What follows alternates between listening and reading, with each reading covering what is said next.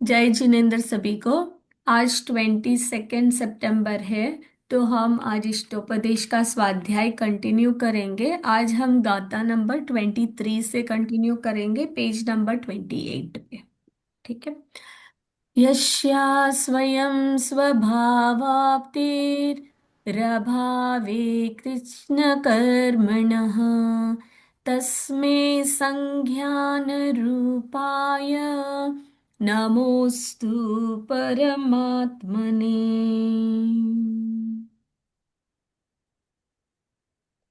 जय जिनेन्द्र सभी को। तो अभी तक हमने देखा कि आचार्य पूज्यपाद महाराज जी ने कितने सरल शब्दों में समय सार के जो इम्पोर्टेंट पॉइंट्स थे गाथा के रूप में हमें देख के हमारे ऊपर कितना बड़ा उपकार किया उन्होंने।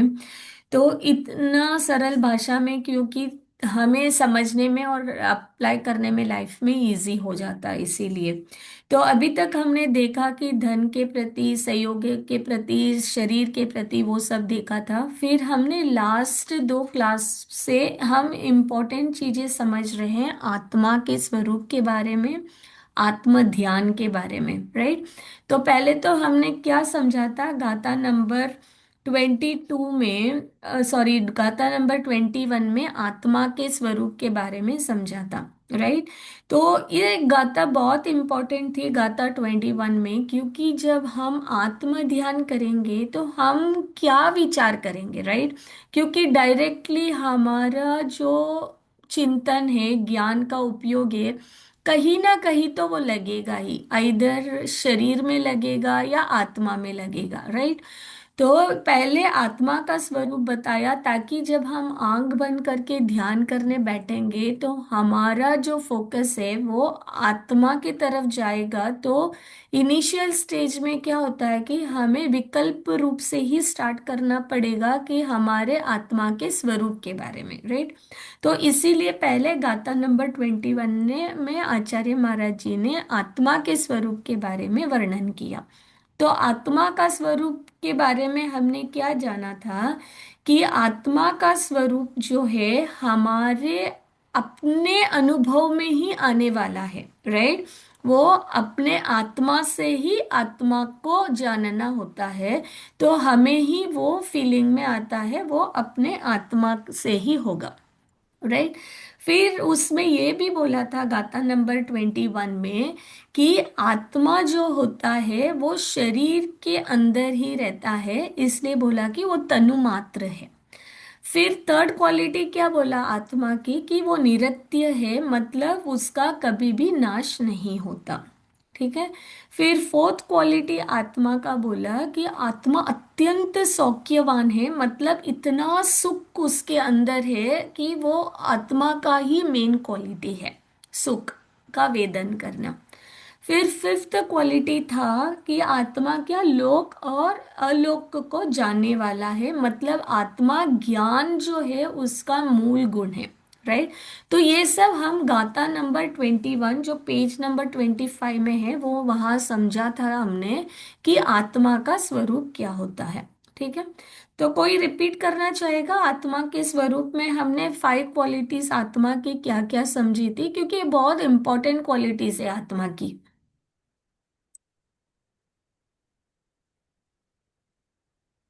हाँ, आप बोलिए। मैं बोलूं? हाँ हाँ, कोई भी बोल। तो एक तो आत्मा अम, अम, तनुमात्र है, मतलब हमारे शरीर के भाग, शरीर में व्याप्त है वो। तो जितना उसका अनुभाग है वो शरीर के अनुसार है। अ, अविनाशी है, निरत है, अनंत सौख्यवान है, उसमें अनंत सुख है। इसलिए और लोक लोक अलोक को जानने वाला, जानने देखने का उसमें सामर्थ्य है। तो ये हमने इस आत्मा के बारे में पॉइंट समझे। करेक्ट। तो आत्मा का स्वरूप देखो, किसी का कोई क्वेश्चन था? हाँ। तो आत्मा का स्वरूप जो है, जब ये हमारे चिंतन में रहता है तो बहुत सारी चीजें क्या है, अलग हो जाती है। क्योंकि एक तो क्या है, हम आत्मा को ढूंढने कहीं बाहर नहीं जाएंगे, हम अपने अंदर देखेंगे। दूसरा क्या है, नित्य है बोलते ही समझ में आ जाता है कि आत्मा नित्य है तो कोई हमें मार नहीं सकता। हमारा जन्म मरण होता है तो भी आत्मा को कुछ नहीं होता है, हम सदा रहेंगे, राइट। तो जन्म मरण की चिंता हट जाती है, कोई हमें मारपीट करेगा वो सब भय हट जाते हैं, राइट। फिर अत्यंत सौख्यवान बोलते ही इतना अच्छा लगता है कि जो हम सुख ढूंढ रहे हैं वो सुख तो हमारे अंदर है, हमें बाहर ढूंढने की जरूरत नहीं है। फिर जब समझ में आता है कि लोक और अलोक को जानने वाला है, ज्ञान जो है स्व पर प्रकाशित है, तो हम अपने ज्ञान से ही अपने आप को देख सकते हैं, राइट। तो ये सब समझ में आ जाता है कि हमें कोई भी डिपेंडेंसी नहीं है, हमें पर की कोई जरूरत नहीं है, सब जो कुछ करना है हमें खुद से करना है, और वो अपने आत्मा हमें अंदर ही है, हमारे अंदर, राइट। तो ये आत्मा के स्वरूप को हमें हमेशा ये हमारे ज्ञान में रहना चाहिए, हमारे चिंतन में रहना चाहिए, ठीक है। फिर हमने गाथा नंबर 22 में जो देखा था, तो उसमें हमने आत्म ध्यान करने की विधि को समझा था कि आत्मा का ध्यान कैसे करते हैं, राइट। तो इसमें क्या बोला था कि संयम्य करणाग्राम मेकाग्रत्वेन चेतसः, यानी गाथा नंबर 22 पेज नंबर 27 में क्या दिया था कि संयम्य करणाग्राम मेकाग्रत्वेन चेतस आत्मानम आत्मवान ध्यायेदात्मेन वात्मनि स्थितम। तो इसमें क्या बोला था कि हमें आत्मा का ध्यान करने के लिए पहले तो हमें क्या करना पड़ेगा कि हमारे जो पंचेंद्रिय विषय है उन विषयों को हमें रोकना पड़ेगा, उनको सीमित करना पड़ेगा, उनको हमें डाइवर्ट करना पड़ेगा, राइट। जो हमारी इंद्रियां अभी जो प- पाप की तरफ जा रही है उसको हमें फर्स्ट स्टेप क्या, पुण्य की तरफ लेके जाना पड़ेगा। जैसे हमारे आंख क्या टीवी देख रही है, तो उससे अच्छा है हम टीवी की जगह हम भगवान की प्रतिमा को देखें, राइट। जैसे हमारे कान हैं, हम मूवी के सॉन्ग सुनने से अच्छा है हम कोई भगवान की भक्ति भजन सुने, राइट। तो वैसे हमें धीरे धीरे करके हमारा जो पंचेंद्रिय विषय है उनको पाप से हटाकर धीरे धीरे पुण्य की तरफ लेके जाना पड़ेगा, हमें देव शास्त्र गुरु की तरफ लेके जाना पड़ेगा। हमारा टाइम भी जो है जो पाप में जा रहा है उसको पुण्य की तरफ डाइवर्ट करना पड़ेगा। और फिर क्या बोल रहे हैं कि एकाग्रत्वेन चेतसः, मतलब हमारे मन को जो बार बार अलग अलग जगह फोकस करता है उसको फोकस करने का भी हमें उसको ट्रेनिंग देनी पड़ेगी। जैसे हम कोई भी योगा वाली क्लास में भी जाते हैं तो वो कैसे कराते हैं कि आप अपनी ब्रीथिंग पे फोकस करो, राइट। वो क्यों करा रहे, ताकि जो हमारा मन ने जो हमारे थॉट से इधर उधर जाते रहते हैं विचार, राइट। तो जब एक पे फोकस रहता है वो इजी हो जाता है उसको। तो इसीलिए वो क्या बोल रहे हैं कि पहले आप अपने इंद्रिय विषयों को बाहर से थोड़ा रोकने की कोशिश करो, अपने विषयों को थोड़ा सीमित करो, फिर अपने मन को एकाग्र करो। और फिर थर्ड स्टेप था कि जो मन अपना एकाग्र हुआ उसको हमें अपने आत्मा की तरफ डाइवर्ट करना पड़ेगा। फिर अपने आत्मा से ही आत्मा में जब हम स्थित होंगे तभी वो उसका आत्मा ध्यान हो पाएगा, राइट। तो यहाँ पे तो गाथा 21 22 ये मूल गाथा है जिसमें आत्मा का स्वरूप भी बताया और आत्मा ध्यान करने का उपाय भी बताया, ठीक है। तो आज हम गाथा नंबर 23 से कंटिन्यू करेंगे जो है पेज नंबर 28। तो यहाँ पे जब बताया तो ये शिष्य का क्वेश्चन आया था कि आत्मा कि अगर हम आत्मा की सेवा करते हैं तो उसका मतलब क्या होता है, ठीक है। तो हम उसके बारे में हम और समझेंगे आगे, आगे गाथा में कि उसका फल क्या होता है वो सब समझेंगे, ठीक है। तो मैं भी स्क्रीन शेयर करती हूँ। तो हम गाथा नंबर 23 से स्टार्ट करेंगे अभी।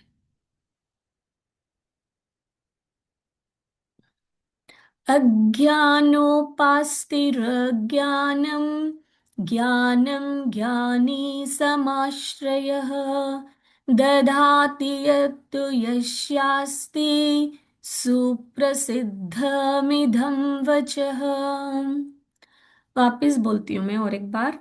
अज्ञानोपास्तिरज्ञानम् ज्ञानं ज्ञानी समाश्रयः ददाति यत् यस्यास्ति सुप्रसिद्धमिदं वच।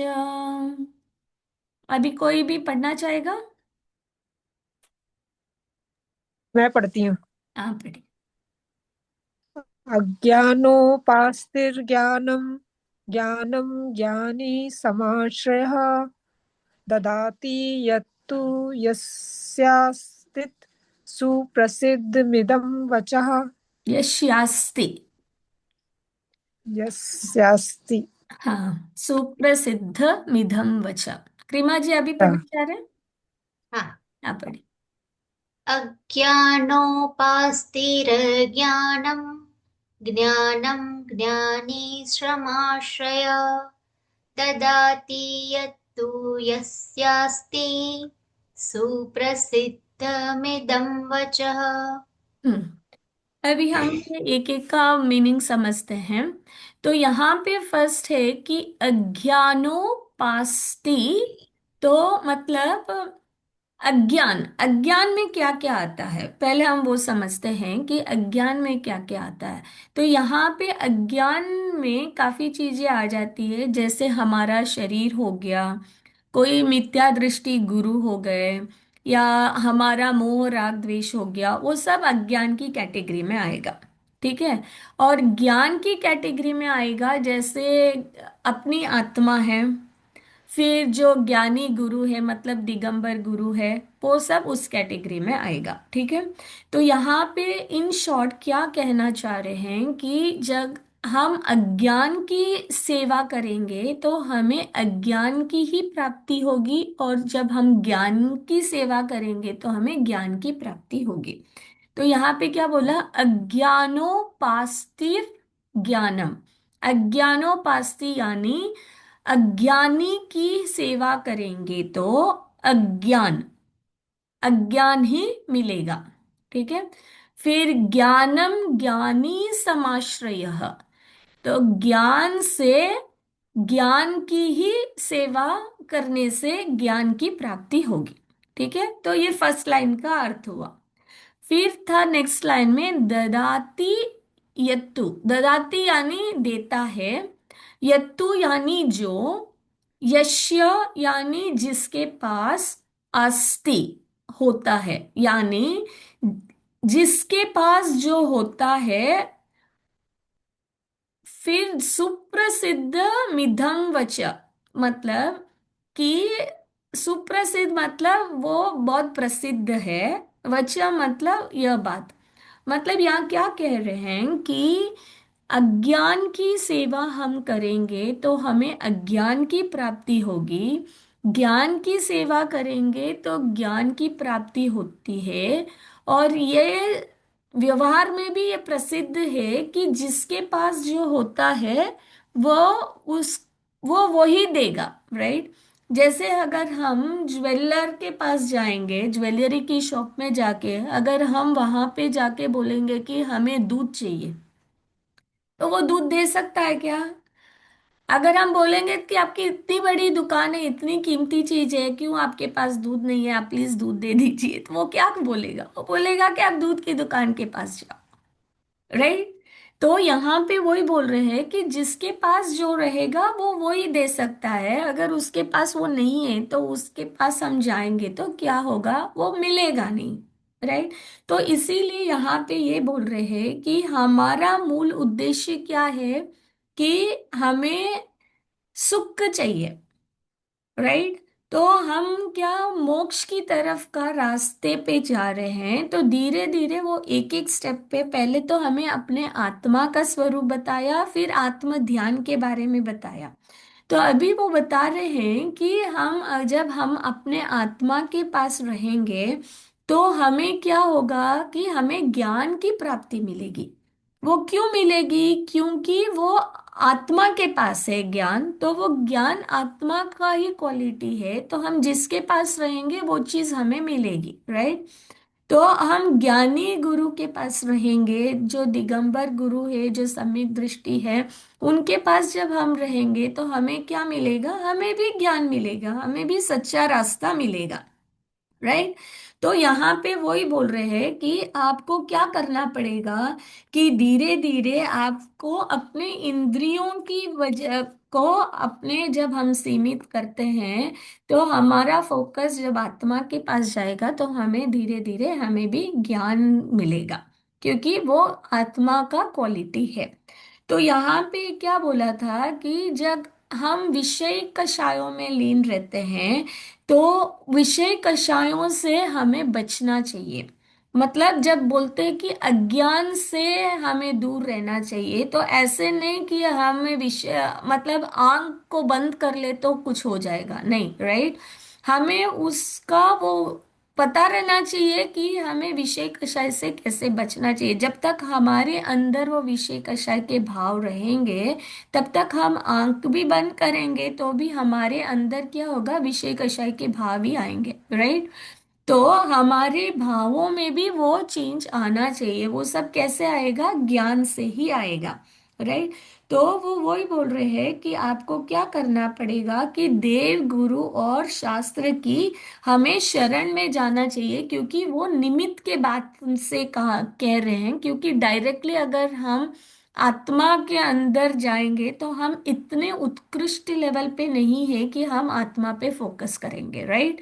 क्योंकि हमारा मन क्या होगा कि अलग अलग जो हम फुल डे पे जो विचार कर रहे हैं वही भाव आएंगे। तो यहाँ पे इसीलिए बोल रहे हैं कि हमें धीरे धीरे स्टेप बाय स्टेप देव शास्त्र गुरु की शरण में लेना चाहिए। तो क्या होगा? धीरे धीरे क्या होगा कि हमारा जो ज्ञान है वो पर से विषय कषाय से हटके धीरे धीरे अपने आत्मा की तरफ फोकस होगा, ठीक है। और फिर यहाँ पे ये भी बोल रहे हैं कि जैसे हम अपने देव शास्त्र गुरु को समझते हैं, राइट, तो उनको देख के हमारे परिणाम भी, क्योंकि जब हमें अपने आत्मा का स्वरूप समझ में आ रहा है, हमारे भगवान का स्वरूप समझ में आ रहा है, तो हमारा धीरे धीरे क्या होगा कि हमारे जो विचार है, विचार में भी चेंजेस आएंगे, ठीक है ना। तो ये ही आचार्य महाराज जी यहाँ पे पूरा बता रहे हैं कि ये सब करने से क्या होगा, कि हमारे जो कर्म होते हैं, वो कर्म जो आ रहे हैं, जो संवर हो रहा है, जो आश्रव हो रहा है, वो सब आश्रव और बंद नहीं होगा, और संवर और निर्जरा होगी, ठीक है ना। सबको ये सात तत्व के बारे में पता है ना, कि जीव तत्व, अजीव तत्व, आश्रव, संवर, बंध, निर्जरा, मोक्ष, ये सारे तत्व सबको पता है ना। क्रिमा जी, निरति जी, आपको पता है ना? हम्म। हम्म।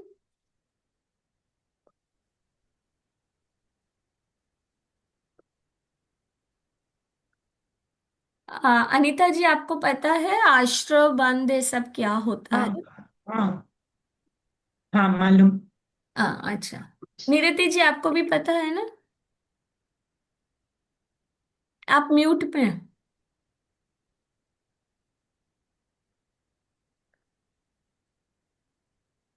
नहीं, एकदम डिटेल में मुझे नहीं पता है। अच्छा। और क्रीमा जी का क्या हुआ? इंटरनेट चला गया क्या? मोबाइल चला गया लगता है।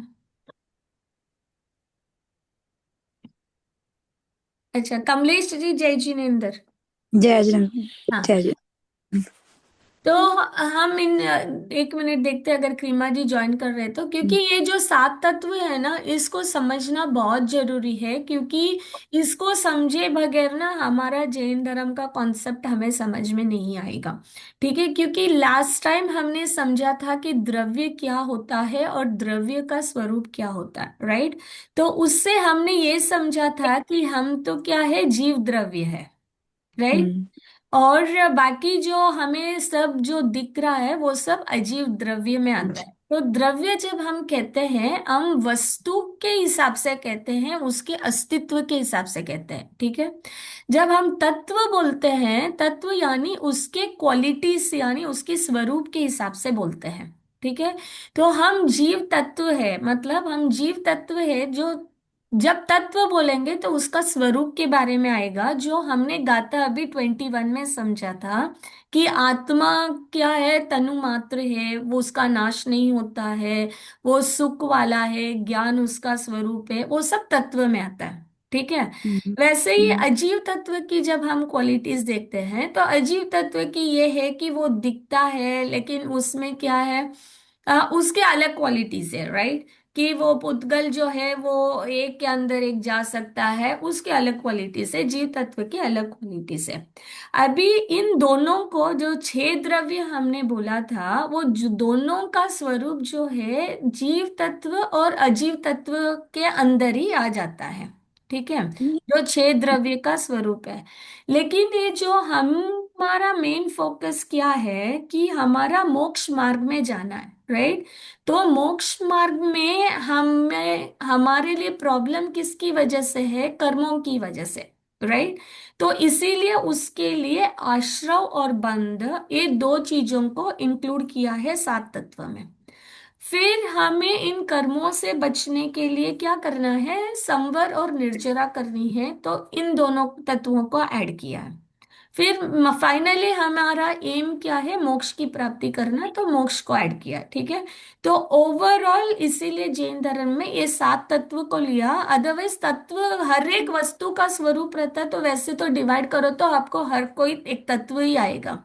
लेकिन हम क्या ग्रुप करके कैटेगरीज बना रहे हैं, और हमारा मेन फोकस क्या है, मोक्ष मार्ग पे जाना। तो वो फोकस के हिसाब से सात तत्व में डिवाइड किया, ठीक है। तो अभी ये जब हम सात तत्व में लेते हैं, तो क्योंकि ये आश्रव और बंध क्यों होता है और संवर और निर्जरा कैसे होती है, इसको थोड़ा समझना बहुत जरूरी है, ठीक है।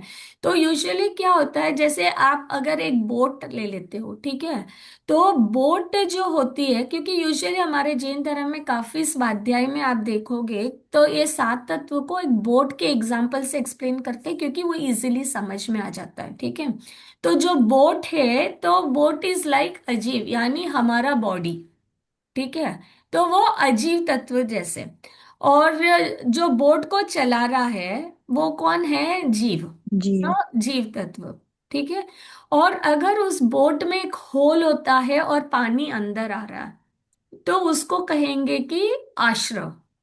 और फिर वो पानी अंदर आके बोट में रुक जाता है, तो उसको कहेंगे बंध, ठीक है। और फिर हम एक मग से लेके धीरे धीरे जब वो पानी को निकालते रहते हैं, राइट। तो, जी। पहले क्या करेंगे, उस होल को बंद करेंगे हम, मतलब ब्लॉक कर रहे हैं ताकि और पानी अंदर नहीं आए, उसको कहेंगे संवर, ठीक है। और फिर वो जो अंदर पानी रह गया, उसको धीरे धीरे जब हम एक मग लेके निकालेंगे, उसको कहेंगे निर्जरा।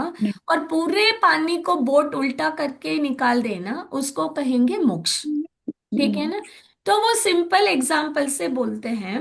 तो एक्चुअली अभी हम हमारे लाइफ में जब अप्लाई करते हैं, तो जीव कौन है, हमारी आत्मा, ठीक है। हमारे आत्मा का जो स्वरूप है वो जीव तत्व में आएगा।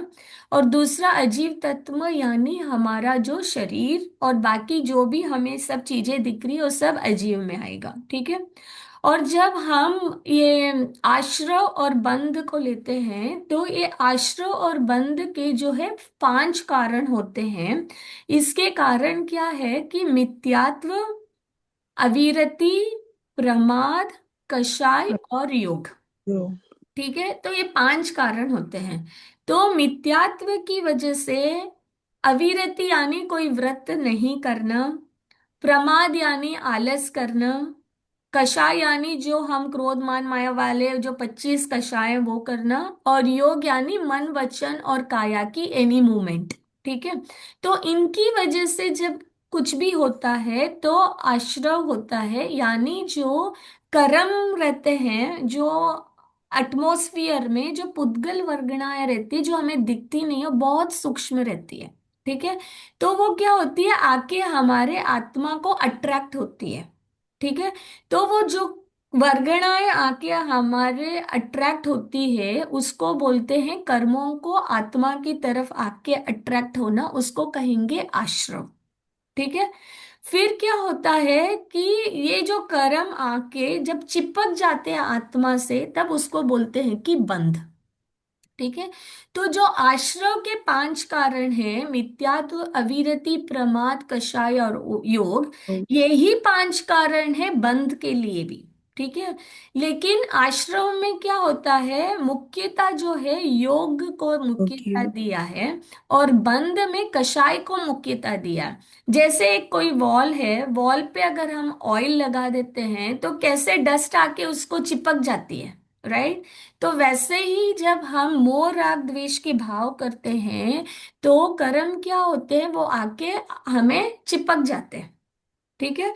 तो इसीलिए बंद हो जाता है। ठीक है। अभी संवर और, तो हमने क्या देखा कि आश्रव और बंद हो रहा किसकी वजह से, मिथ्यात्व से, अविरत से, कषाय से, प्रमाद से और योग से। ठीक है। तो कर्म आ रहे हैं और हमें अट्रैक्ट हो रहे हैं और चिपक भी रहे हैं। बंद को प्राप्त हो रहे हैं। ठीक है। आश्रव और बंद हो गया। अभी क्या करना है, संवर करना। तो संवर करना यानी जैसे हमने बोट में क्या किया था, होल को बंद कर दिया था तो संवर हुआ था। तो अभी हमें संवर करना है तो क्या करना पड़ेगा कि हमें जो मोह राग द्वेष वाले हैं वो परिणाम को नहीं करना, तो और कर्म आना रुक जाएगा, राइट। और निर्जरा में क्या होगा कि हमें और तप वगैरह करना पड़ेगा ताकि जो कर्म अंदर है उन कर्मों में भी चेंजेस होगा और वो कर्म क्या है, जड़ जाएंगे। ठीक है। और जब हम ऐसी परिणति में ही जाएंगे और हम ऐसे स्टेज रीच हो जाएंगे जहां हम अपने आत्मा के अंदर ही लीन हो जाएंगे, तब हमारे क्या है, मोह राग द्वेष के परिणाम कुछ होंगे ही नहीं, और सारे कर्म क्या होगा, जड़ जाएगा और मोक्ष की प्राप्ति हो जाएगी, जो अरिहंत और सिद्ध अवस्था की प्राप्ति हो जाएगी। ठीक है ना। हाँ।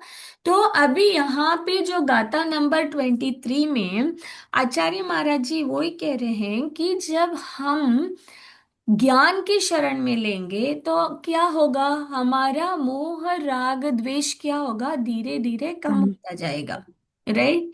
जैसे वो कम होता जाएगा तो क्या होगा, हमारा संवर और निर्जरा धीरे धीरे होती जाएगी, राइट। और अगर हम मोह राग द्वेष करेंगे, हम शरीर के साथ रहेंगे, हम अज्ञान के साथ रहेंगे तो क्या होगा, आश्रव और बंध होता रहेगा। ठीक है। तो यहाँ पे इसीलिए कह रहे हैं कि आप अज्ञान की सेवा मत करो, आप ज्ञान की शरण में जाओ। अगर आपको नहीं समझ में आ रहा, आप अपने आत्मा में ध्यान कैसे करना, लीन होना नहीं समझ में आ रहा है, तो जिन्होंने ऑलरेडी उसकी शरण में गए आप उनके पास रहो, राइट।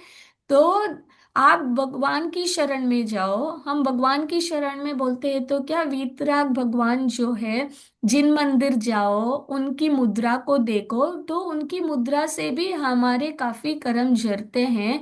हम जब उनके स्वरूप का चिंतन करते हैं तब हमारे अंदर भी क्या, वीतरागता के भाव थोड़े थोड़े इंक्रीज होते हैं, राइट। हमारा भी माइंड क्या है, राग द्वेष से कम होता जाएगा। ठीक है। जब हम स्वाध्याय करेंगे, शास्त्र पढ़ेंगे, जैसे हम क्लासेस अटेंड कर रहे हैं, तो जैसे जैसे हमारा ज्ञान बढ़ेगा और हम अपने लाइफ में अप्लाई करेंगे तो थोड़ा थोड़ा हमारा भी राग द्वेष सब कम होता जाएगा। फिर हम जब ज्ञानियों की शरण में जाएंगे, उनको देख के हमें भी क्या, एक मोटिवेशन मिलेगा, हम उनके पाथ पे चलने की कोशिश करेंगे तो उससे भी बहुत इम्पैक्ट पड़ता है, राइट। जैसे हम अपने बच्चों को क्या बोलते हैं, जब भी हम उनके कोई स्कूल में डालते हैं तो हम देखते हैं कि वो स्कूल का एनवायरनमेंट कैसा है, उनके फ्रेंड्स कैसे, राइट। वो किस लिए देखते हैं, क्योंकि हम इसलिए देखते हैं क्योंकि उसका इम्पैक्ट जो है बच्चों पे पड़ता है। तो वैसे ही हम अगर ऐसे फ्रेंड्स बनाएंगे जो दिन भर अगर पार्टीज में जाएंगे या ड्रिंक्स करते हैं या नॉनवेज खाते हैं तो हमारा भी क्या है, हमारे भी भाव खराब होते हैं, राइट। तो इसीलिए आचार्य महाराज जी क्या बोल रहे हैं कि आपको ज्ञान की प्राप्ति करनी है, आपको अपने कर्म काटने हैं, तो आप ऐसी संगति करो यानी सच्चे देव शास्त्र गुरु की, ताकि आप उस मार्ग पे चल सकते हो, आप भी फोकस कर सकते हो, आपका भी माइंड क्या है स्ट्रांग रहेगा, और आप भी कर्म से जल्दी मुक्त हो सकते हो। ठीक है ना। तो यही था मेन गाथा नंबर 23 का सार। तो हम इसका भावार्थ पढ़ते हैं अभी, ठीक है।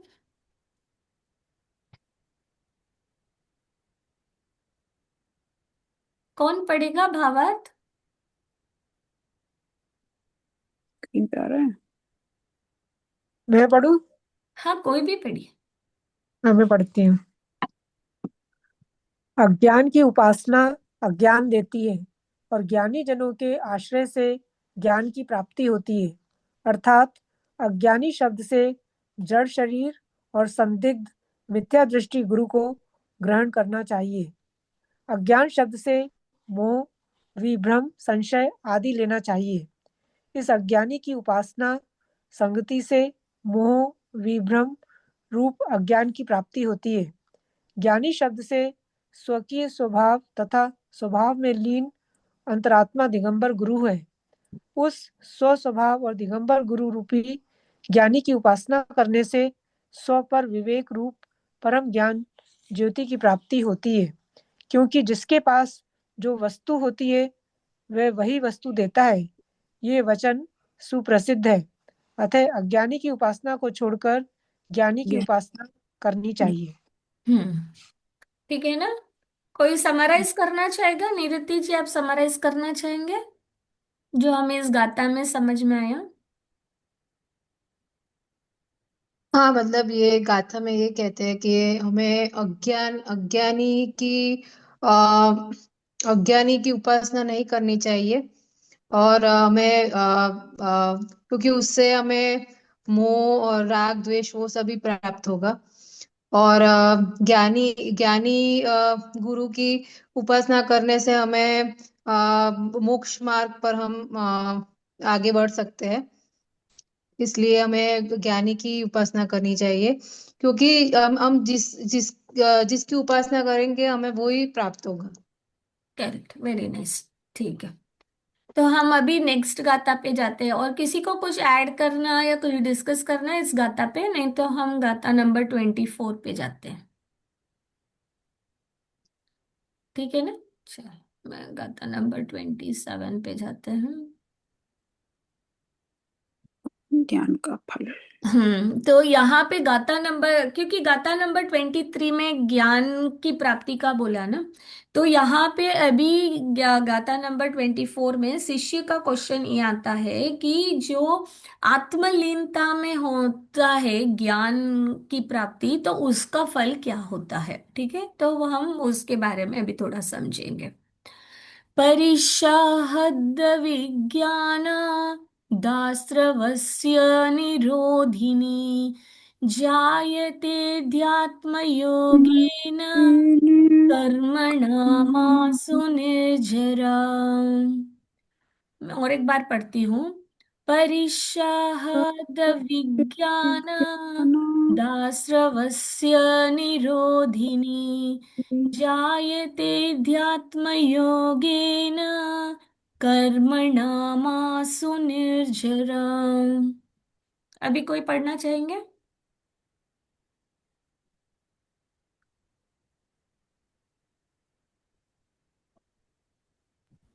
मैं पढ़ूं? हाँ, कोई भी पढ़िए। परिचयात् विज्ञाना दास्त्रे वस्य निरोधिनी जायेते आत्म योगेन कर्मणा माशु निर्जरा। हम्म। और कोई पढ़ना चाहेगा? मैं पढ़ूं? हाँ। परिषहाद्यविज्ञानदास्रवस्य निरोधिनी जायते ध्यात्मयोगेन कर्मणामाशु निर्जरा। हाँ, तो यहाँ पे हम स्प्लिट करने से पहले एक दो वर्ड समझते हैं कि इसका मीनिंग क्या होता है। परिशः, परिशः यानी, परि यानी चारों ओर, श यानी जो चारों ओर से जो दुख आता है। जैसे शारीरिक और मानसिक जो दुख होते हैं उनको परिशः कहते हैं, और ये जो है नेचुरल वे में रहता है, ऐसे नहीं कि कोई कर रहा है इसको। तो ये दो टाइप के होते हैं, जैसे मुनिराज रहते हैं ना, तो परिश एक कैटेगरी आता है और एक कैटेगरी उपसर्ग आता है, ठीक है। तो जो परिश की कैटेगरी है वो सब जो मानसिक और शारीरिक दुख है जो चारों ओर से आता है और जो नेचुरल वे में होता है। जैसे अगर हम बोलते हैं कि सर्दी है, ठीक है, तो सर्दी बहुत है तो मुनिराज कैसे उसको झेलते हैं, राइट। तो वो नेचुरल वाला है, तो वो एक परिचय, सर्दी हो गई, गर्मी हो गई, भूख हो गई, प्यास हो गई, या मस्कीटो की बाइट हो गई, तो 22 परिचय बोले अपने जैन धर्म में, ठीक है। और फिर उपसर्ग क्या होता है, जैसे किसी देव के द्वारा, किसी तिर्यंश के द्वारा या किसी मनुष्य के द्वारा कुछ भी होता है, या कोई भी अगर जैसे मुनिराज तपस्या कर रहे हैं तो उनको जो मतलब पशु आके उनको प्रॉब्लम क्रिएट करता है, कोई देव आके प्रॉब्लम क्रिएट करता है, तो उसको उपसर्ग करते हैं, बोलते हैं, ठीक है। तो ये दोनों अलग अलग कैटेगरीज के हैं। तो ये सब होता है, तो यहाँ पे फर्स्ट लाइन में क्या बोला है, परिषद विज्ञान, मतलब परिश आदि, मतलब जो 22 परिश है, परिशहद विज्ञान, मतलब उसका ज्ञान नहीं होना। तो परिशह, उसमें जो द है उसके पास द और अ जो दो वर्ड आ रहे हैं, ठीक है, तो वो विज्ञान है जो है वो अविज्ञान है। परिषद अविज्ञान, ठीक है, मतलब परिचय का ज्ञान नहीं होना, उसका अनुभव नहीं होना, राइट। तो जैसे मुनिराज तपस्या कर रहे हैं तो उनके ऊपर कोई भी उपसर्ग भी होता है तो उनको वो अनुभव में नहीं आता है, उनके फीलिंग में नहीं आता है, ठीक है। तो परिषद विज्ञान दास्रवस्य निरोधिनी, दास्रवस्य यानी आश्रव को, निरोधिनी यानी रोकने वाला, ठीक है। तो फर्स्ट फायदा आत्मा ध्यान का फल बोल रहे हैं कि जो 22 तरह के परिचय होता है उसका अनुभव नहीं होता है, फिर आश्रव भी नहीं होता है, आश्रव को रोकने वाला है, ठीक है।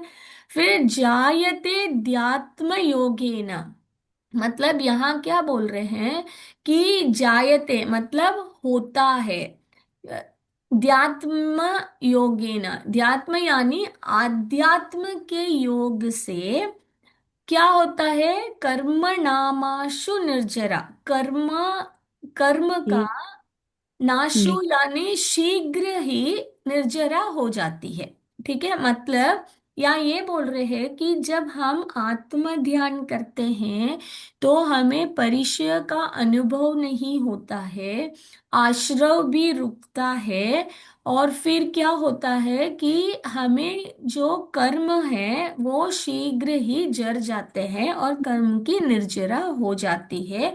ये सब क्या है, आत्म ध्यान आध्यात्म योग का फल होता है, ठीक है। तो हम इसको कुछ एग्जाम्पल से पहले समझते हैं कि ये योग क्या होता है, ठीक है। तो योग बेसिकली दो टाइप का होता है, जैसे हम वॉकिंग करते हैं, राइट। तो वॉकिंग करते हैं तो वो क्या होगा, शारीरिक योग होगा, राइट, क्योंकि हमारे शरीर को हेल्प कर रहा है। लेकिन कुछ योग ऐसे होते हैं जो हमारे आत्मा के लिए भी हेल्प होते हैं, राइट। कैसे वाले हैं, मतलब हम आत्म ध्यान करते हैं तो आत्मा को हेल्प होते हैं, ठीक है। ज्यादातर जो योग होता है वो शारीरिक और मानसिक ही होता है, यानी हमारे विचार को कैसे डाइवर्ट करना, हमारे शरीर को कैसे कंट्रोल करना, उस तरह के होते हैं।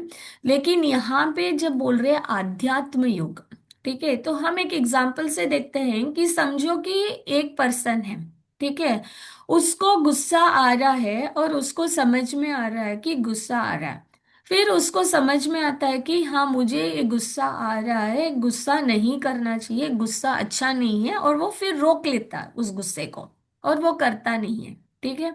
तो फिर उसको कौन सा योग बोलेंगे हम? शारीरिक योग हुआ या आध्यात्मिक योग हुआ यहाँ पे? नहीं, अध्यात्मिक भी आ जाएगा। क्या?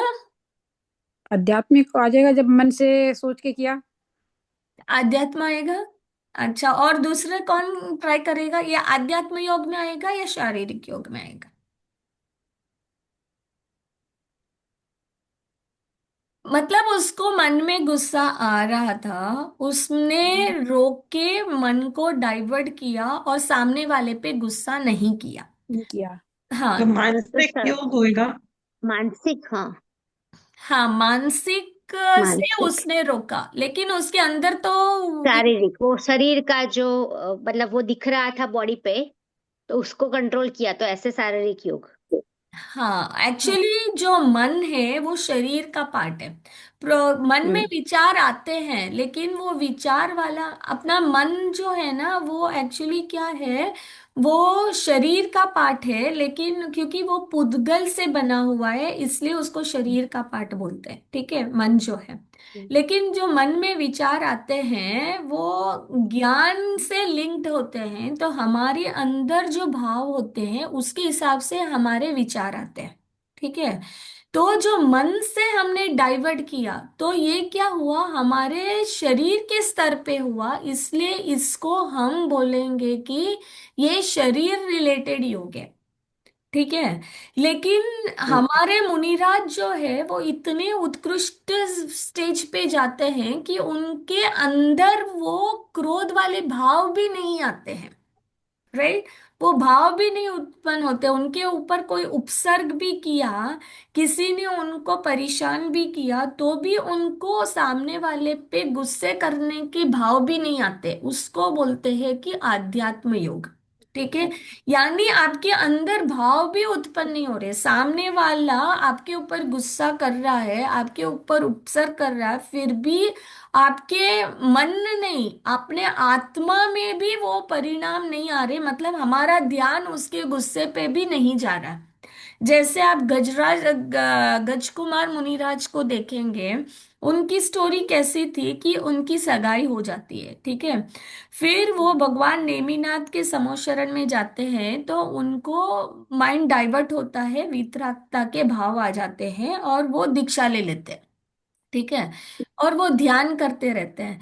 तो फिर उनकी जो एंगेजमेंट हुई थी, तो उनके साथ उनका विवाह नहीं होता है, तो उनकी जो वो एंगेजमेंट हुई थी ना, उनके फादर जो रहते हैं उनको उनके ऊपर बहुत गुस्सा आता है कि उन्होंने मेरे बेटे की लाइफ को स्पॉइल कर दिया।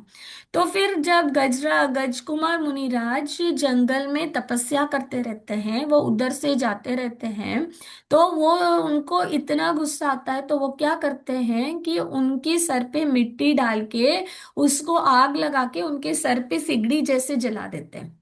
फिर भी गज कुमार मुनिराज वो अपने आत्मा में इतने लीन रहते हैं, उनको वो फील भी नहीं आता है, और वो मोक्ष प्राप्त कर लेते हैं। ठीक है। वैसे ही अगर हम देखते हैं कि यशोधर मुनिराज रहते हैं, आपने राजा सैनिक की कथा सुनी होगी ना, तो उन्होंने क्या करते हैं, राजा सैनिक ने, यशोधर मुनिराज ध्यान में बैठे रहते हैं तो उनके गले में मरा हुआ सर्प डाल देते हैं। ठीक है। तो फिर 3 दिन तक वो उनके गले में ही रहता है और पूरे मतलब जीव उनको काटते रहते हैं। तब राजा सैनिक ने उनके वाइफ से बोलते हैं वो कि मैंने ऐसे किया चेरना से। तो फिर वो बोलते हैं कि अच्छा जैन मुनिराज, तो वो तो वैसे ही बैठे रहेंगे, चलो जल्दी जल्दी चलते हैं। जाके देखते थे वो तो ध्यान में ही रहते हैं, और मतलब उनके बॉडी पे कितना वो पूरे ना काट देते हैं, वो एंड्स वगैरह सब ना उनका घर बना लेते हैं वो सब। मतलब फिर भी वो अपने ध्यान में क्यों लीन है? क्योंकि उनको वो फील ही नहीं हो रहा है, उनको वो महसूस ही नहीं हो रहा। क्यों नहीं महसूस हो रहा है? क्योंकि वो इतने अंदर अपने आत्मा में लीन है कि उनको बाहर का कुछ फील ही नहीं हो रहा। राइट। तो जब हम इतने उत्कृष्ट लेवल पे जाते हैं तो वो ये बता रहे इसमें कि आत्म ध्यान का फल क्या होता है, कि आपको परिचय है, उपसर्ग है, आपके शरीर के अंदर कुछ भी हो रहा है, आपको कशाय नहीं होगी, कुछ भी नहीं फील होगा, और आपको इतना अच्छा आनंद की प्राप्ति होगी, आपके सारे कर्म की निर्जरा होके आपको मोक्ष की प्राप्ति होगी। ठीक है। तो इसके हिसाब से फिर आप जैसे बता रहे हैं, तो मानसिक योग फिर श्रावक को नहीं हो सकता? मानसिक योग तो हो सकता है श्रावक को। आध्यात्म योग जो है वो इतना इजी नहीं है कि वो हमारी भूमिका में होगा, लेकिन जो हम अभी सोच रहे हैं अपने मन को डाइवर्ट करना, वो सब भी शारीरिक योग में ही आता है, जैसे हमारे विचार को डाइवर्ट करना। लेकिन वो ही स्टार्टिंग स्टेज होगा। हमें धीरे धीरे अपने मन को, अपने विचारों को जैसे जैसे डाइवर्ट करेंगे, हम जैसे जैसे निरंतर स्वाध्याय करेंगे, हमारे शास्त्रों का अवलंबन लेके हम जैसे जैसे प्रैक्टिस करेंगे, हमारा भी क्या होगा, ज्ञान बढ़ेगा, हमारी सोचने की दृष्टि चेंज होगी, और धीरे धीरे एक स्टेज ऐसे आ जाएगा कि हम भी उस स्टेज पे जाएंगे कि हमें गुस्सा वाला इंसिडेंट होगा तो भी हमें गुस्सा नहीं आएगा। राइट। तो मतलब फिर मानसिक योग किसके कहते हैं? मानसिक यानी हमारे विचार को हम डाइवर्ट कर रहे हैं। राइट। हमारे मन में तो हाँ कषाय भाव आ रहे हैं, लेकिन हम हाँ। उस कषाय भाव को डाइवर्ट कर रहे हैं, वो मानसिक में आएगा, लेकिन वो कषाय तो भाव पर अभी तो नहीं होना। तो अभी तो हमने जैसे आपने जो एग्जाम्पल दिया तो उसके अकॉर्डिंग तो हमने ये बोला कि क्योंकि हम गुस्से को कंट्रोल कर रहे हैं तो गुस्सा शरीर और मन शरीर से जुड़ा हुआ है, तो उसको शारीरिक योग बोलते हैं। हाँ, शारीरिक और मानसिक दोनों एक ही आएगा। एक ही।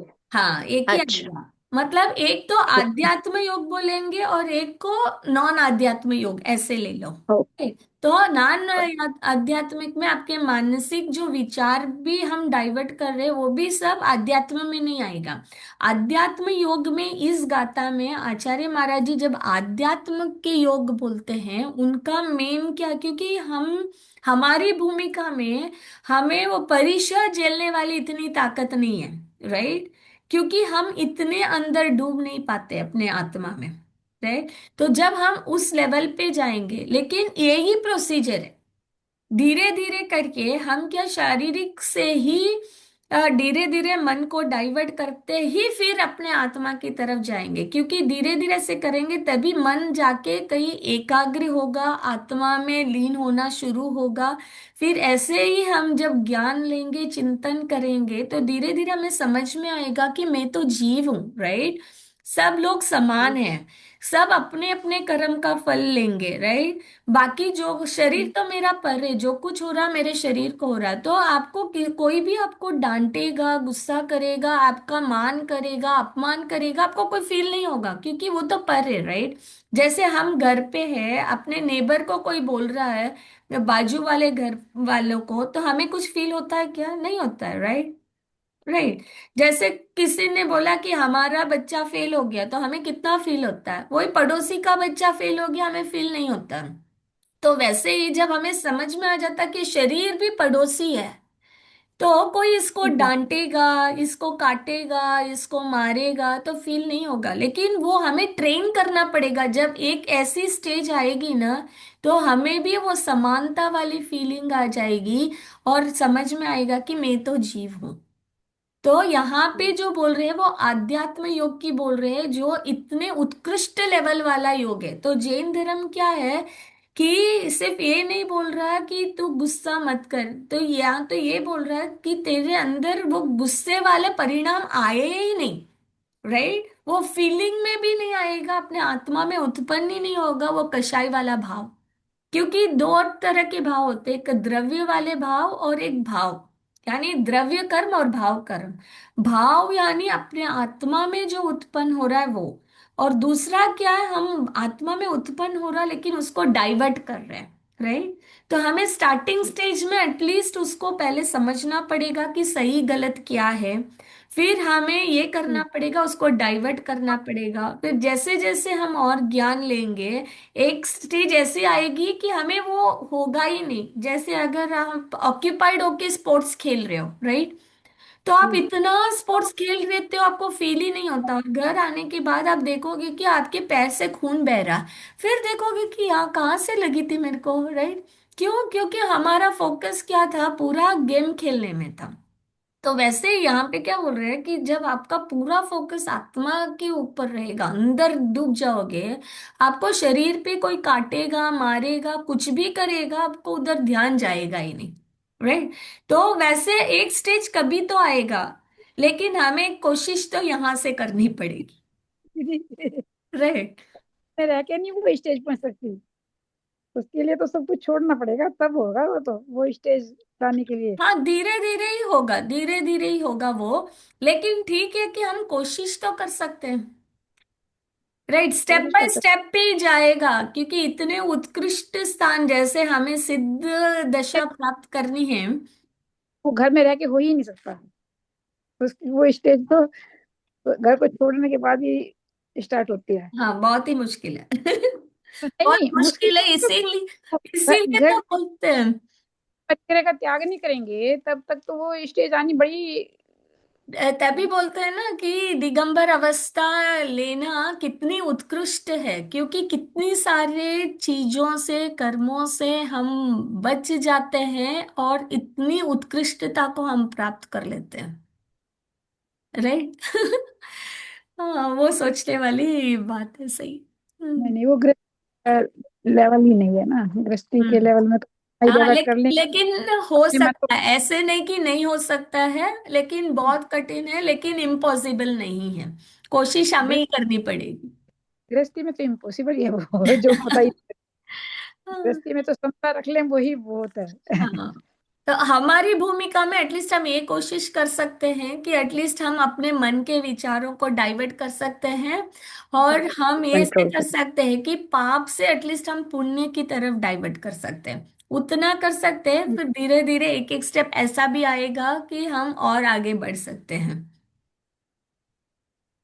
राइट। तो मैं शेयर करती हूँ मेरा स्क्रीन, अभी इसका भावार्थ पढ़ते हैं।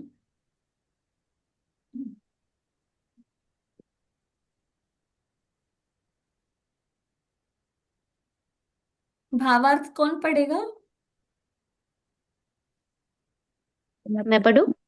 कोई भी पढ़िए। हाँ, आप पढ़िए आंटी जी, आप पढ़िए।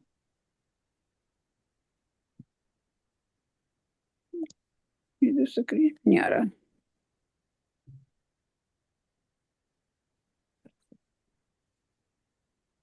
मैं पढ़ू।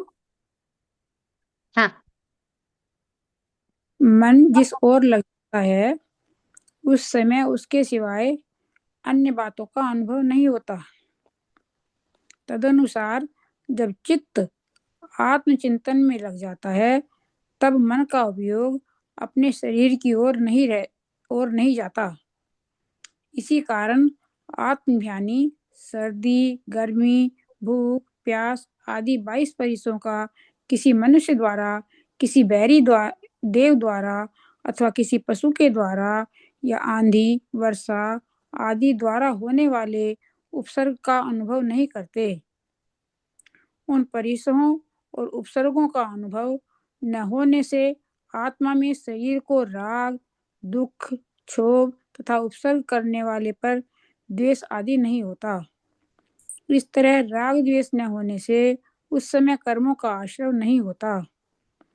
अर्थात निष्पन्न योगी के शुभाशुभ दोनों प्रकार का संवर होता है, और अनिष्पन्न योगी के असाता वेदनीय आदि अशुभ कर्मों का संवर और निर्जरा ही होता है।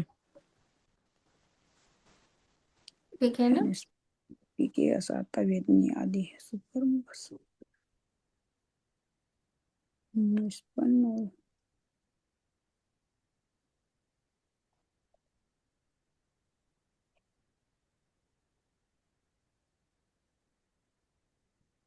ठीक है ना? या किसी का कोई डाउट है क्या? समझ में आया क्या ये? ये निष्पन्न और अनिष्पन्न का क्या अर्थ है? यानी जो आत्मा के अंदर डूब जाता है, राइट, तो वो हम्म, उस योगी के क्या होगा, शुभ और अशुभ दोनों प्रकार का संवर होता है। शुभ और अशुभ दोनों भी उनका संवर होगा, मतलब ना शुभ कर्म होंगे ना शुभ कर्म, राइट, क्योंकि वो तो अपने आत्मा में लीन हो गया। उनके ऊपर निर्जर हो गई है। या जो आध्यात्म में नहीं है उसका क्या होगा कि उसका असाता वेदनीय, या बोलो कि अशुभ कर्म का संवर हो जाएगा, मतलब उसको अशुभ कर्म नहीं होगा, हम्म। राइट। तो मतलब उसके शुभ कर्म होंगे, अशुभ कर्म का निर्जरा हो जाएगी। हम्म। ठीक है ना। तो इसीलिए यहाँ पे फोकस इसीलिए बोल रहे हैं कि आत्म ध्यान में जब रहेगा, हमारा आत्म चिंतन के अंदर डूब जाएंगे, तो हमारा अध्यात्म योग कहलाएगा वो, और अध्यात्म योग की वजह से है परिचय और उपसर का हमें अनुभव नहीं होगा। और जब परिचय का अनुभव और वो नहीं होगा और हम आत्मा में लीन हो जाएंगे, तब शुभ और अशुभ दोनों कर्मों की संवर और निर्जरा हो जाएगी। हम्म। ठीक है ना। हम्म। हम्म। ठीक है, फिर ना टाइम हो गया, हम जिनवाणी स्तुति कर लेते हैं, फिर क्लास को विराम करते हैं। निज निधि निज में बताई, यह अनंत उपकार है, इसके लिए जिनवाणी माँ को वंदना शत बार है, वंदना शत बार है, वंदना शत बार है। जय जिनेन्द्र सभी को। थैंक जय जिनेन्द्र। यू।